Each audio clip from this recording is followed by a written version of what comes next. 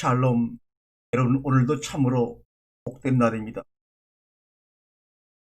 여러분과 제가 말씀으로 한 가족이 되었음을 늘 마음속에 느끼며 감사와 존경감을 갖습니다. 우리들은 하늘을 바라보는 하늘 바라기들이요, 주님을 바라보는 주 바라기들입니다. 그래서 늘 하늘을 바라보며 말씀을 듣고 그 말씀 안에서 기쁨과 감격을 누리며 살아갑니다. 그런데 거기에 집중하다 보니까 때로는 우리 속에서 완성되어야 될 사랑을 잊어먹고 살 때가 너무나 많습니다. 사랑 안에서 서로 소통하며 살아가는 풍성한 삶을 잊어먹고 살 때가 많습니다. 오늘도 고대인들이 알고 있는 고대 신들의 이야기를 가지고 밥상을 차리고 있습니다. 이 밥상을 먹고 마실 때마다 우리가 아무리 이것이 맛있다 할지라도 이 속에서 우리에게 주시고자 하는, 우리를 통해서 완성하시고자 하는 그 사랑, 그 소통, 이거 잊지 말아야 합니다. 이 말씀을 듣고 우리가 서로가 더욱더 소통하며 사랑을 나누며 그 사랑을 함께 완성시켜 나가는, 말씀으로 한 가족이 된, 마음으로 한 가족이 된 우리의 가족이 더욱더 융성해지고 번성해지기를 간절히 소망하면서 오늘도 식사를 시작하도록 해볼까요? 이 고대 신들이라고 하는 것은 신들이 먼저 생겨서 만물을 창조했느냐, 아니면 어떤 최초의 물질이 있는 가운데서 신들이 후에 생긴 것이냐, 거기에 대한 어떤 언급도 없는 상태에서, 카오스 상태에서, 물질이 뒤죽박죽 섞여있는 혼돈의 상태 속에서 신들이 만들어진다고 시작합니다. 땅과 하늘이 만나서 12신을 나눈다고 얘기합니다. 그래서 땅의 신인 가이아라고 하는 땅의 신은 대지의 여신이요, 땅의 여신이요, 생산의 여신입니다. 거기에 하늘이라는 뜻을 따르는 우라노스, 하늘의 신은 신들 중에 신인 제왕신입니다. 그런데 이 가이아라고 하는 땅의 여신과 하늘의 신이라는 우라노스가 만나서 12신을 처음부터 낳은 것이 아닙니다. 생산의 신이요 땅의 신인 가이아가 혼자 스스로 우라노스를 낳습니다. 그러니까 하늘의 신은 고대 신들의 이야기 속에서는 땅의 신의 아들입니다. 그런데 이 아들의 신과 땅의 신이 결혼해서 12명의 신들을 낳습니다. 이 신들이 고대 신들의 이야기의 가장 기본이 되는 태어난 최초의 12명의 신입니다. 그 외에는 그 12명이 그리스 로마의 가장 중요한 12신으로 올림푸스 산에서 가장 숭배를 받는 신으로 이어져 가지요. 이 12명의 신은 남자신 6명, 여자신 6명으로 구성되어서 12명의 신으로 이루어집니다.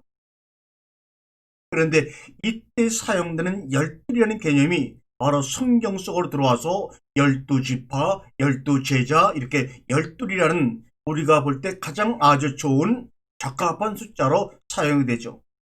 왜 성경은 12이라는 숫자를 도입해서 우리에게 무엇을 말씀하려고 했을까? 이 창세기를 비롯한 성경을 기록할 당시에는 이미 BC 1300년, 1400년 전, 이미 고대 문명이 발생된 지 수천 년이 지난 다음입니다. 또 그 당시 살고 있는 모든 백성들은 이미 12명의 주신을 중심으로 신들을 경배하는 신의 사회였습니다. 그런데 하나님 볼 때는 분명히 그 12명은 하나님이 지으신 피조물이 분명합니다. 그런데도 그 12신을 지은 하나님이 따로 존재하는데도 그 12명의 신들 중에 신으로 섬겨 있는 모습을 보고 광야로 불려낸 이스라엘 백성들에게 그것이 아니라는 것을 가르쳐주기 위해 애굽으로 들어가서 400년을 종살이하게 된 야곱의 12아들을 12지파로 선정해서 너희가 신으로 지금까지 그렇게 지극정성으로 섬기고 있는 12명의 신은 내가 애굽에서 종살이를 시키고 있는 12지파처럼 너희들을 종살이 시킬 수도 있고, 이 광야 땅으로 너희들을 불러내어 그 종살에서 해방시킬 수 있는 나의 피조물에 불과하단다. 이런 것을 주님은 메타포 속에, 은혜 속에 강력하게 말씀을 하고 있는 것입니다. 신약에 와서는 12명의 제자라고 하는 12에 맞춰서 제자를 선택함으로 말미암아 너희가 그렇게 그동안 수천 년 동안 섬긴 가장 중요한 경배 대상이었던 12씨는 이렇게 12지파처럼 애굽의 종살이를 할 수도 있고 해방될 수도 있는 나의 피조물이요, 내가 돌봄을 줄 수 있는 유일한 피조물 뿐이라는 것을 강조하면서 예수님의 제자들도 12명을 선택하여 그들이 알고 있는 12명의 로마, 그리스, 올림피스의 12명의 신들에 대한 새로운 개념을, 새로운 생각을 심어주기를 원했던 것이 바로 12라는 숫자를 성경 속에 도입하게 된 배경입니다. 가이아와 우라노스가 결혼해서 12명의 신들을 낳는데 그 중에 막내 아들이 바로 크로노스라는 시간을 지배하는, 농경을 지배하는 크로노스라는 신입니다. 그런데 이 신들의 이야기를 보다 보면 꼭 막내들이 반역을 일으켜서 아버지 신을 다 죽여버립니다. 크로노스도 반역을 일으켜서 아버지의 생식기를 제거해버리면서 그를 권력에서 쫓아내고 자기가 신들의 왕이 되어버리고 맙니다.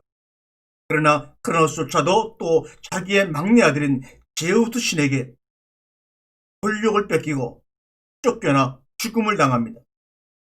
제우스 신은 자기 아버지 크로노스 신을 완전히 먹어치워버립니다. 이렇게 아버지들을 죽이면서 다음에 자식들이 왕이 되는 끔찍한 일들이 신들의 이야기 속에서 권력이 이어가는 모습입니다. 그러고 있다가 신들 중에서 12명의 신이 생기고 또 12명들의 각각 자기 자식들의 신을 낳음으로 말미암아 수많은 신들이 생겼습니다. 그러다 보니까 신들 사회 속에서도 질서가 있어야 하기에 가장 높은 신, 두 번째 신, 세 번째 신, 신들이 계급화가 생기게 되었습니다. 그래서 아주 밑에 있는 하위 신들은 높은 신들을 섬기는 노동력을 제공하는 신들이었습니다. 그러자 이 신들이, 아니 우리도 같은 신들인데 왜 너희들을 위해서 뼈 빠지게 고생을 하느냐 하고 불평을 하고 불만하자 그들이 혹시 또 반역을 일으킬까봐 위에 있는 높은 신들이 회의를 해서 그 하위 신들과 자신들 섬길 노동력을 제공할 인간들을 만들자 해서 결정하여 인간들을 부리고 인간들의 노동력을 착취하려고 만든 것이 바로 인간을 만든 계획입니다. 그래서 인간들이 태어났습니다. 그랬더니 이 태어난 인간들도 자신들의 욕망을 이루려고 신들을 섬겨서 신들에게 잘 보여서 그들을 이용하여 자기들의 욕망을 이루려고, 신들은 인간들을 이용해서 노동력을 착취하고 인간들은 자신들의 욕망을 이루려고 신들을 숭배해서 신들을 이용해서 서로 이용해 먹는, 피차 서로 부리는 그러한 꼴이 신들의 이야기 속에서 인간의 운명과 함께 결탁되어집니다. 그런데 신들을 섬기려고 하니까 어떻게 생긴 것이 신들인지 알 수가 없었습니다. 그래서 인간들은 피조물들, 눈에 보이는 천하 만물 중에서 형상을 만들어 이것은 땅의 형상, 이것은 하늘의 형상, 이것은 바다의 형상, 이거는 시간의 형상, 이렇게 자기네들의 생각과 관념으로 보이는 형상을 만들어서 이것이 우라노스 하늘의 신이야, 이것이 제우스 신이야, 이렇게 해서 그 조각을 경배함으로 말미암아 서로 이용해 먹는 신들과 인간의 세상의 이야기를 바로 신하다 이렇게 얘기합니다. 바로 이러한 분위기가 팽창한 그 시대, 애굽에서 400년 동안 종살이 속에 나온 이스라엘 백성들을 그러한 신들의 세계 속에 영향을 덜 받는 광야로 끌어내어서 그 속에 오도 가도 못하게 만들어 놓으시고, 하나님은 스스로 자신을 형상으로 나타나는 것이 아니라 형상이 전혀 없는 말씀으로 계시하시면서 또한 문자로 계시하시기를 시작하였던 것입니다. 22개의 히브리어 알파벳을 서로 조합해서 말씀이신 자신을 드러내기를 시작하였습니다. 참으로 신기한 거 아닙니까? 그동안 어떤 신들도, 수많은 신들도 알파벳을 조합해서 말씀으로 자신을 계시하고자 하는 신은 한 명도 없었습니다. 바로 말씀으로 자신을 계시하심으로 말미암아 너희들이 그동안 그토록 섬기고 경배했던 그 신들은 신들이 아니야 라고 하나님은 천명을 광야에서 이스라엘 백성과 우리에게 하고 계신 것입니다. 우리가 예수님이 말씀이라고 할 때 말씀이 바로 이런 뜻입니다. 그리고 그 말씀은 늘 태초 안에 계셨고 계실 것입니다. 태초에 말씀이 계시니라 바로 그 말이죠. 변화되어가는 지구의 우주의 변화 속에서 변하지 않는 불변하는 것이 바로 아르케 태초라는 말입니다. 세상은 계속해서 우리 눈에 변하는 것처럼 보이고 변해가지만 그 변해가는 그 변화 속에서 절대로 변하지 않는 원형 실체가 바로 말씀이다 해서 그것을 로고스, 그래서 그 태초 안에 말씀이 있었다. 엔 아르케 로고스라고 요한복음 1장 1절에 선언하고 있는 것입니다. 이것을 우리가 지금 성경 바이블이라고 하는 것입니다. 그러나 이 성경은 역사와 인간 속에서 늘 끊임없이 변화되어 왔고 변화되어가는 그 과정을 문자화하여 그 속에 기록한 것입니다. 성경은 인류의 최초부터 인류의 마지막까지 변화되는 무궁무진한 삶과 인간의 욕망에 따라 서로 변화되는 그 욕망과 탐욕의 세계를 하나님이 함께하지 아니하시면 흙으로 빚어있는 그 형상, 흙으로 빚어있는 그 마음을 따라 살아가는 인간들의 그 변화되는 그 모습을 성경은 그리고 있는 것입니다. 그러는 가운데서 하나님이 우리를 찾아오셔서 소리로 말씀으로 계시하여 그 말씀들 이루어지고 사랑하는 이들로 이루어주심으로 말미암아 하나님과 함께 안식에 들어가서 그 왕권을 누리는 그런 사람으로 우리가 완성되어지는 것을 창세기 1장에서 완벽하게 문자로 소리로 보여주고 계신 것입니다.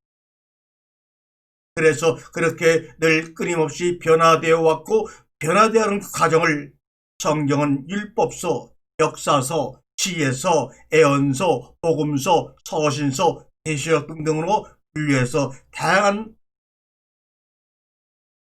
것을 우리에게 말씀으로 보여주고 계십니다. 그 당시 세계 문자나 이집트의 상형 문자는 그림으로 보여주던 그런 그림 문자였습니다.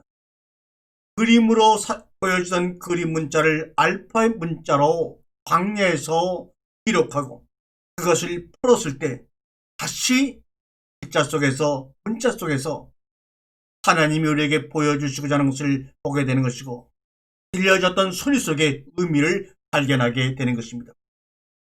보이지 않지만 보이는 것을 문자 속에 가둬놨다가 그것을 다시 보게 되는 것입니다.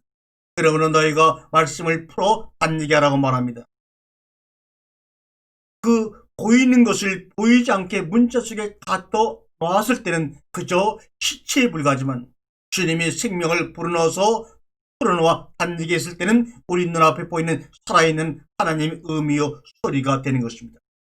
그래서 예수님도 요한복음 8장 38절에 나는 내 아버지에게서 본 것을 말하고 너희는 너희 아비에게서 들은 것을 말한다.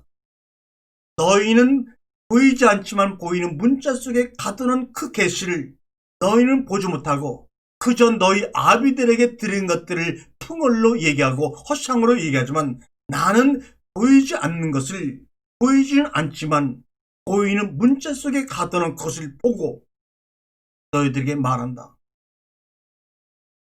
현재 우리 눈에는 보이지 않지만 보이는 문자 속에 가둬놨습니다. 말씀 속에 가둬놨습니다. 그것을 나는 너희들에게 말한다고 하는 것입니다. 문자 속에 가둬져서 보이지 않는 그것을 하나님은 본다는 겁니다. 우리도 하나님의 은혜와 성령의 도우심으로 보이지 않지만 우리 눈에 보이는 그 문자를 통해서 다시 한번 보게 되는 그런 은혜가 우리 가운데 있어져야 합니다. 카이로스라고 하는 것은 뭡니까? 그리스어로 바로 찬스, 기회를 의미하는 말입니다. 이 카이로스를 신격한 것이 바로 남성신입니다. 이 카이로스도 신의 이름입니다. 원래 카이로스란 말은 색이 다른 의미의 동사에서 유래되었습니다. 그리고 이 카이로스는 제우스의 막내 아들로 신들의 이야기에 등장을 하죠. 이 그리스어에는 시간을 의미하는 단어가 두 개가 있습니다. 바로 지금 말씀드린 카이로스라는 시간입니다. 이것은 기회와 행운의 신입니다. 일순간이나 인간의 주관적인 시간을 의미하기도 합니다. 모든 사람이 말하는 타임이라는 시간이라 각각 개인에게 주어진 주관적인 시간, 그리고 그 주관적인 시간 속에 행운과 기회를 봤을 때 시작하는 그 시각을 의미합니다.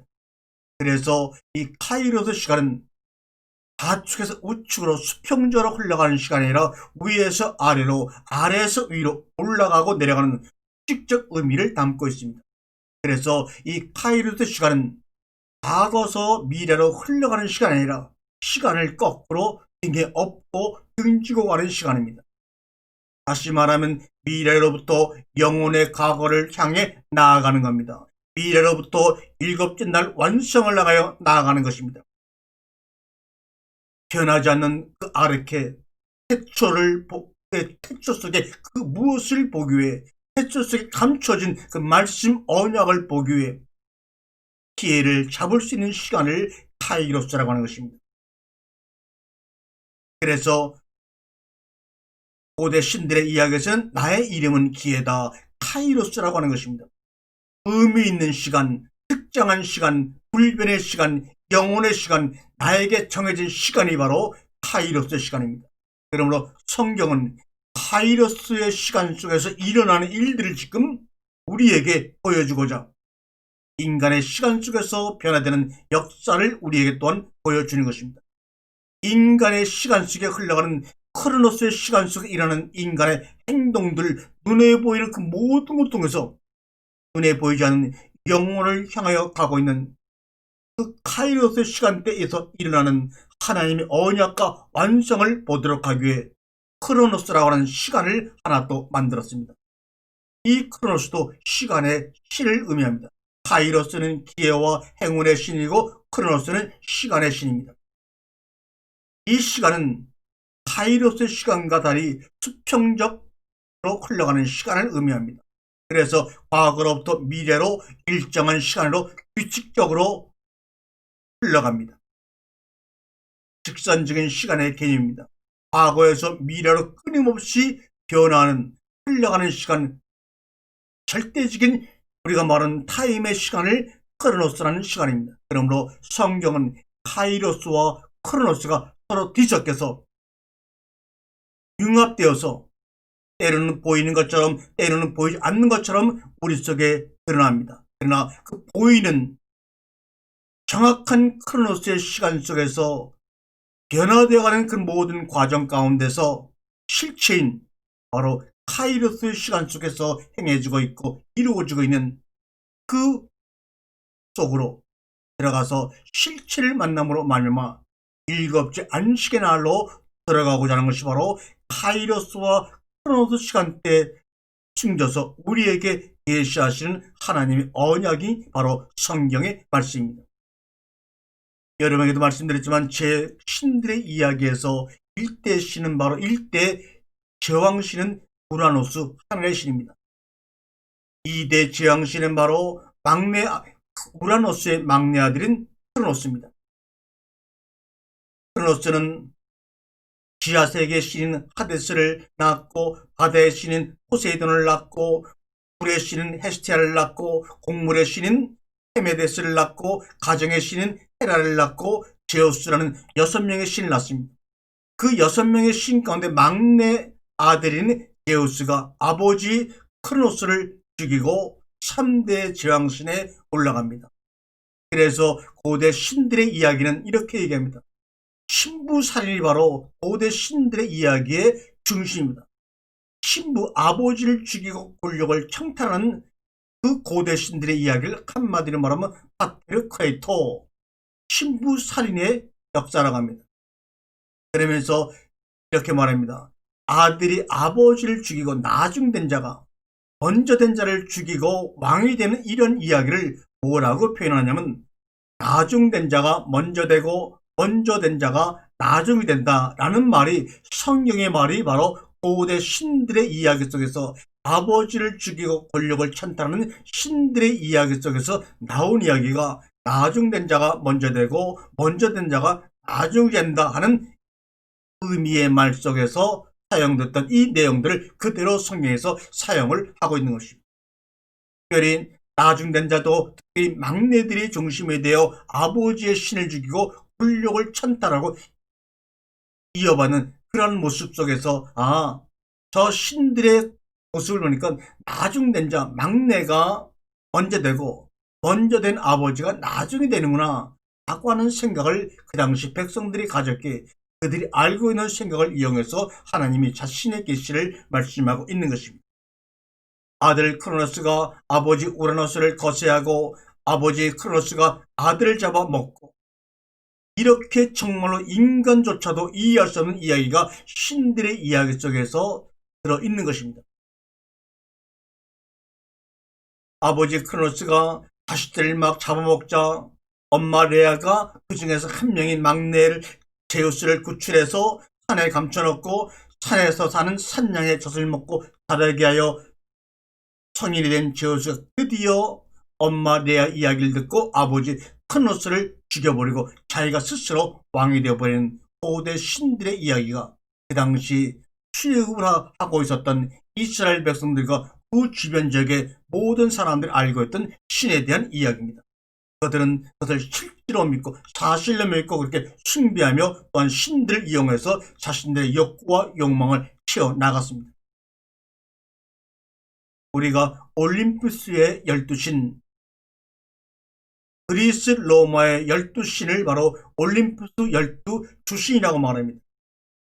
여기에는 크로노스의 자식이 4명이 포함되고 나머지 8명의 주신은 바로 제우스가 낳은 자식들이 8명이 들어가서 12명의 주신이 됩니다. 그런데 크로노스 자식 4명이 바로 포세이돈, 데메테르, 헤라, 제우스입니다. 그리고 제우스가 많은 여인들에게 여신들에게 낳은 8명의 자식들이 거기에 포함돼서 12명의 주신입니다. 제우스는 헤라와 자기의 누이인 헤라와도 결혼해서 신들을 2명이나 낳아서 주신으로 만들고 또 제우스의 몸에서 나온 신부를 통해서도 신들을 만들고 테벳의 공주인 세미라와도 결혼하고 또 티텐족이라고 하는 그런 여신과 결혼해서 아이들을 낳고 이렇게 아주 제우스 신은 여러분이 알다시피 바람둥이 신으로 유명한 신입니다.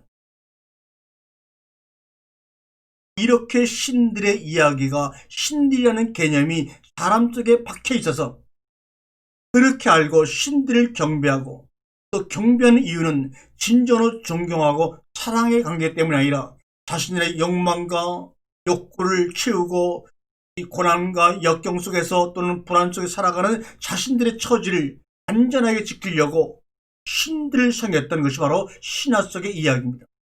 그러나 그 신들을 섬기고자 하는데 신들의 모습을 알 길이 없기에 눈에 보이는 피조물 가운데 하나님의 피조물 가운데 그 모습을 따서 이것은 제우스, 이것은 헤라, 이것은 우라노스 이렇게 눈에 보이게 우상을 만들어서 아주 끝까지 신전까지 만들어 거기에 우상을 모셔놓고 신들을 섬기던 그들에게 하나님이 자신을 계시하기 위해서 이스라엘 백성들을 광야로 끌어내서 그들이 그동안 애굽에서 생겼던 세계 모든 수많은 신들은 신들이 아니란다 얘들아. 내가 유일한 신이야 라는 것을 계시하시기 시작한 것이 바로 창세기 1장 1절의 선언입니다. 태초에 하나님이 천지를 창조하셨다.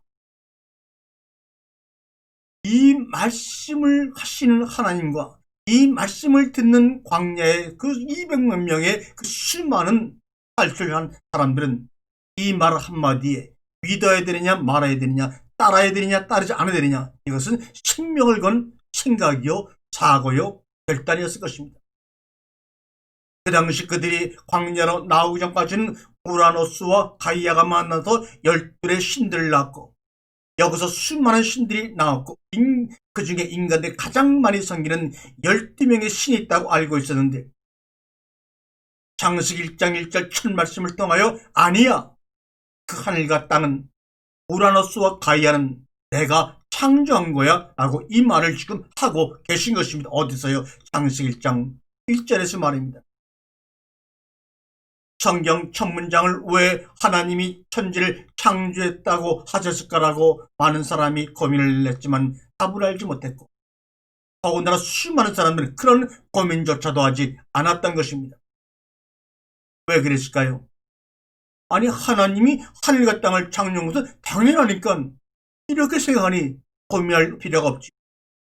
그러나 그 당시 이 말씀을 처음으로 들었던 독자들, 원청자들은 우리 같지 않았습니다. 그들에게는 청청날벼라 생명을 건 선택을 하는 하나님의 질문이었습니다.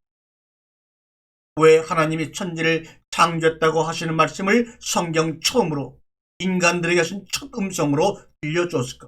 첫째는 하나님 자신이 우주를 지었음을 강조하기 위해서입니다. 두 번째는 그 말 속에 또 다른 영적인 의미가 숨겨 있습니다. 그것은 바로 그들은 너희들이 경배해야 될 신이 아니라 내가 지은 피조물이라는 영적인 사실도 심겨져 있습니다. 그런데 그 영적인 의미를 좀 더 세밀하게 우리에게 보여주고 있는 단어가 바로 창세기 1장 1절에서 태초에 베레시트라는 말입니다. 그렇다면 창세기 1절은 우리에게 무슨 그림을 보여줄까요? 하나님이 천지를 창조했다. 너희들이 섬기고 있는, 너희들이 신으로 섬기고 있는 12명의 신들을 낳은 하늘과 땅의 신은 내가 낳았다는 것을 천명하면서, 내가 하늘과 땅을 왜 지었느냐, 왜 창조했느냐, 그것은 바로 내가 언약을 너에게 하늘과 땅과 함으로 말미암아 그 언약을 이루어서 내가 지은 모든 피조물들이 일곱째 날 안식에 들어가서 왕같은 제사장으로 삶을 시작하도록 하기 위해서라는 뜻으로 베레시타라는 말을 쓴 것입니다. 그 당시 베레시타라는 말의 의미는 우리가 히브리어를 타자하는 사람들이 머리 안에서 처음으로 이렇게 번역합니다. 그러나 타자할 때 조심해야 될 것은 뭐냐? 히브리 문자는 소음 문자, 소리 그림섬도 원래 그림 문자에서 만들어졌기 때문에 그림 속의 뜻을 가지고 있고 숫자를 가지고 있기 때문에 알파벳을 가지고도 그 문자의 뜻을 해석해낼 수가 있는데, 그것을 타자라고 하는데, 타자할 때는 타자는 당사자들에 따라서 수없이 다른 뜻으로도 해석이 될 수가 있다는 것입니다. 하나님을 신실하게 믿는 사람이 같은 단어로 베레시트를 파자하는 것이나 아니면 믿지 않는 사람들이 그대로 그 속에 숨겨진 그림의 뜻을 가지고, 숫자의 뜻을 가지고 해석하는 것이나 전혀 천지 차이가 날 수가 있기 때문에 파자가 정확한 답이 아닙니다. 내가 이렇게 파자했으니 완벽한 답이라고 그 답을 주장하는 것처럼 어리석은 자가 없습니다. 이 베레시트라는 말의 실체는 뭐냐? 어떤 왕자가 정식으로 왕에 취임해서 왕권을 행사하기 전까지 했던 행동들을 바로 베레시트라고 하는 것입니다. 그러니까 이 베레시트라는 말을 창세기 1장으로 가지고 들어가면 일곱째 날 들어가서 안식을 취한다는 것은 뭡니까? 이제 왕의 정식으로 취임했으니 왕권을 행사하여 그 나라를 다스리는 것이 바로 안식이지, 우리가 알고 있는 대로 휴양지에 가서 쉬는 것이 안식이 아닙니다. 그러므로 태초라는 말은 뭡니까? 왕 같은 제사장, 하나님 몸된 성전에 대해서 몸된 성전으로 사명을 감당하고 하늘나라 왕으로서 왕권을 사용하기 전까지 이렇게 첫째 날, 둘째 날, 셋째 날, 넷째 날 이런 과정을 거치는데, 이런 과정 가운데 하나로 내가 왕에 취임하기 전에 했던 그런 과정 가운데 하나로 나타났던 것들이 너희들이 섬기던 12명의 신들이야 라는 영적인 의미가 바로 저런 단어 하나 속에 감춰져 있는 것입니다. 성경은 분명 맞습니다. 하나님의 감동으로 기록된 것이지만 세상에 없는 엉뚱하고 전혀 새로운 이야기를 하시는 것이 아니라 이미 있던 인간들이 알고 있고 몸으로 경험하고 있던 그 역사 신화를 바탕으로 이해시키면서 자신을 확인하고 하나님 자신을 만나는 길로 활용하신 것입니다. 그 당시에 고대 당대로부터 내려온 그리스 로마 시대의 정신과 문화를 지배했던 신들에 대한 이야기를 바탕으로 이해시키고 계시하고 계신 것입니다. 그래서 창세기 1장 1절에 천지가 나오는 것입니다. 헬라어로 하늘은 우라노스요 땅은 가이아입니다. 그런데 히브리어는 하늘은 화셴마임이고 땅은 하에르츠입니다. 그래서 베레시트 바라 엘로임 화셴마임 웻 하에르츠 이렇게 말하고 있는 것입니다. 우라노스 가이아가 헬라어고 히브리어는 화셴 하에르츠지 똑같은 말을 지금 하고 있는 것입니다. 하늘의 신과 땅의 신이야? 아니야, 그것은 내가 지은 피조물일 뿐이야 라고 충돌을 벌이고 있는 것입니다. 신들끼리의 충돌, 세계관의 충돌이 창세기 1장에서 벌어지고 있는 것입니다. 엄청난 우주의 전쟁이 벌어지고 있는 것입니다. 물론 하늘과 땅은 상대가 되지 않는 신이죠. 전쟁이라는 개념은 우리 측에서 볼 때 그렇다는 것입니다. 성경은 그리스도 안에 우리가 감춰져 있다고 분명히 말씀하고 있습니다. 이 말은 창세기 1장 1절의 texto 속에 감추어진 참 나를 이야기하고 있는 것입니다. 왜요? 베레시트라는 말은 또한 그리스도 안에서 머리 안에서라는 말을 하고 있기 때문에 그 머리 안에 감추어진 참나, 이 나를 발견하는 것이 바로 창세기 1장 1절에서 기록되어진 여섯째 날과 일곱째 날의 관계입니다.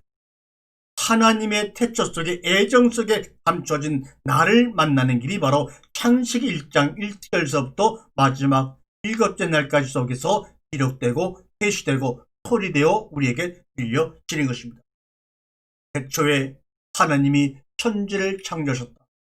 이 태초라는 소리 속에 하나님의 자기 예정, 하나님의 계획이 담겨져 있고 우리 인간이 누구인지를 알 수 있는 자기 확인, 참 자아를 만나고 그래서 진여 여여 타타타 참 자아를 만나는 길이 바로 태초란 단어 속에 숨겨져 있고 보이지 않게 놓여 있고 하나님이 천지를 창조하셨다는 이 문장을 통해서 하나님이 자기 계시를 하시고 계시는 것입니다. 여러분이 알다시피 유럽의 최초 문명은 이집트나 메소포타미아 문명보다 2000년 정도 뒤에 생긴 문명입니다. 그러므로 사실은 지금 유럽의 문명들이 대단하다고 얘기하지만 그것은 사실은 그들이 만들어낸 이야기지 사실은 유럽의 문명은 이집트 문명이나 메소포타미아 문명보다 2000년이나 뒤진 아주 사실은 미숙한 문명이죠. 다만 그들이 자신들의 유럽의 그 위상을 높이기 위해서 일부러 그렇게 이집트와 메소포타미아 문명을 깎아내린 것은 불과 얼마 되지 않은 역사적인 사실입니다. 이 유럽의 최초 문명은 유럽의 반도에서 또 발생한 것도 아닙니다. 로마에서 유럽의 최초 문명이 생긴 것도 아니고 그리스에 생긴 것도 아니고 영국이나 프랑스에서 생긴 것도 아닙니다. 그리스에서 우리나라로 말하면 우리나라 남단 끝에 있는 제주도와 같은 그리스에서 떨어진 그리스의 섬인 바로 크레타라고 하는 그 섬에서 처음으로 유럽의 문명이 시작되었습니다. 그래서 그 크레타라는 섬에서 시작된 문명을 미노스 문명, 그것은 그 당시 최초의 왕인 미노스 왕의 이름을 따서 미노스 문명이라고 이름을 부르고 지금도 그렇게 말하고 있죠. 그런데 그 유럽의 최초 문명인 크레타 섬에 가보게 되면 그 크레타 섬의 벽화에 지금도 황소 그림이 많이 발견이 됩니다. 이것은 뭡니까? 황소 숭배 사상이 만연했다는 것을 보여주고 있는 사실이죠. 크레타성과 관련된 그리스 신화의 대부분은 다 항소와 관련이 되어 있습니다. 여기서 제우스 신조차도 항소로 묘사하고 있습니다. 그것은 왜 제우스 신을 항소로 묘사했을까요? 이런 이야기가 있기 때문입니다. 제우스가 어느 날 지나가다 보니까 정말로 엘로페라고 하는 아주 페니케의 아름다운 공주가 있었습니다. 그래서 바람둥이 제우스는 저 페니케의 공주를 아내로 삼고 싶어서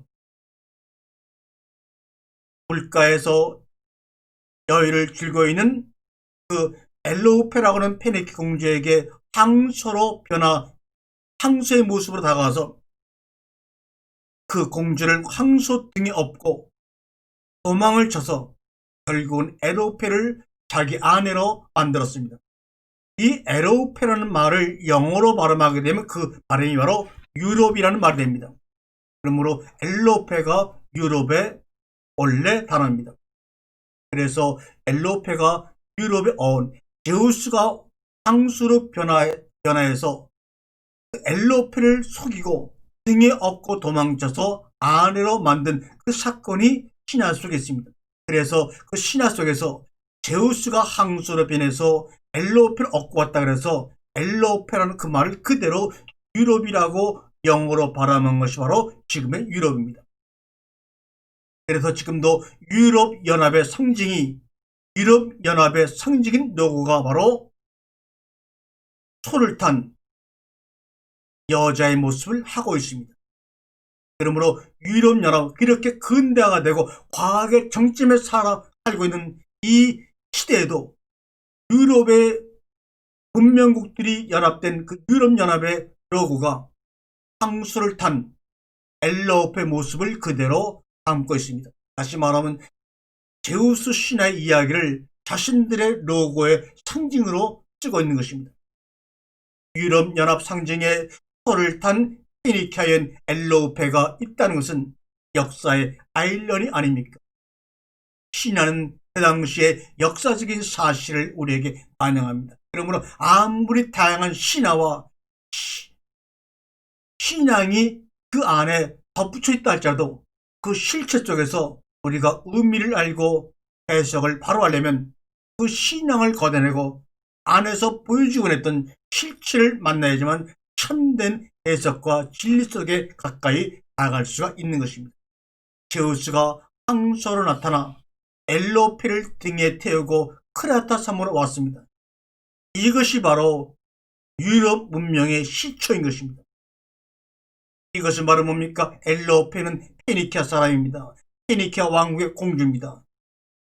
페니키아는 바로 메소포타미아 지역에 있던 나라입니다. 그러므로 크레타 섬, 미노타 문명이라고는 유럽 문명의 제초는 바로 메소포타미아 문명이 크레타 섬으로 들어왔다는 역사적인 사실, 실체를 신화를 통해서 끊이지 않고 우리에게 전해주고 있었던 것입니다. 이렇게 제우스가 황소를 편해서 엘로페를 등에 업고 와서 그와 결혼하여 낳은 자식들이 3명이 있습니다. 미노스, 라만다티스, 사르페폰. 그 중에서 첫 번째 자녀인 미노스라는 아들이 참으로 재밌는 이야기를 우리에게 전해주고 있습니다.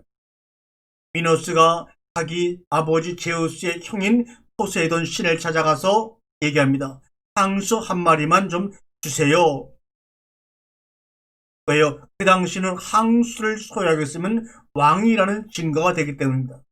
그러면 그 황소를 가지고 내가 왕이 되면 황소도 돌려드리고 신세도 갚을게요. 큰아버지.